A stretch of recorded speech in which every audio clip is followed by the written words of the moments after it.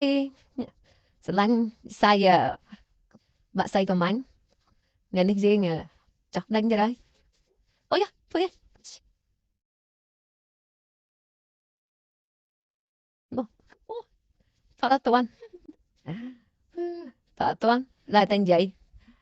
បានមួយទៅបានមួយតែស្ដាប់ទៅមានត្រង់អូនឯង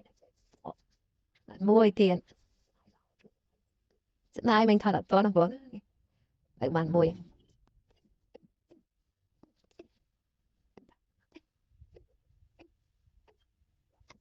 យើងកំពុងដូរចំណៃយើងកំពុងដូរចំណៃយើងដាក់គូនមកឲ្យគេស៊ីដើម្បីយើងដូរយកចំណៃដែលវាចាប់បានទេសភាពស្អាតបងប្អូនទេសភាពស្អាតថ្ងៃរយៈពេលនេះវាម៉ោង5ជាងប៉ុន្តែយើងនៅបើកថ្ងៃប៉ុន្តែស្អាតហ្មងទេសភាពវាស្អាតអ្នកលេងអ្នកស្រីប្រមាញ់វាល្អម្យ៉ាងដែរដូចយើងហាត់ប្រាណដែរហើយ fresh យើងបានដើរតាមបែបធម្មជាតិមួយយ៉ាងដែរចាប់ដើមដើរទៀតហើយយើងមកយើងលើកសัตว์ឲ្យខ្ពស់ដើម្បីឲ្យសัตว์សម្លឹងបានឆ្ងាយទៅពេលដែលវាសម្លឹងឆ្ងាយទៅពេលដែលវាឃើញវាហោះបុកចាប់ហើយ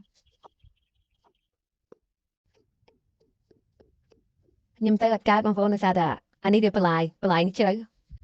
ហើយអូនមិញវាហាយទឹកទៅចឹងខ្ញុំបានថតពីឆ្ងាយទៅហើយជាចៅជើងហើយបងប្អូនហើយចាត់បានទេថាមើលបានតែដបងថតដឹងឃើញនឹងអត់ថតអត់ទាន់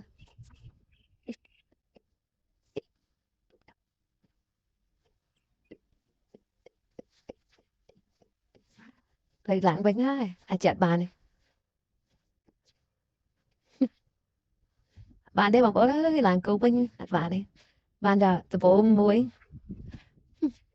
ចឹងយើងមិនចេះតែបានរហូតទេពេលខ្លះក៏បានពេលខ្លះក៏អត់ទេមិនចេះតែបានរហូតទេបងប្អូនតែគាត់ថាយូរមកដូចជាហាត់ប្រាណផងបីសម្បាយបងប្អូនមាននេះមានប៉ុណ្ណឹងហើយបាយសម្រាប់ការទស្សនាវីដេអូបានក្រុមវិញបាយ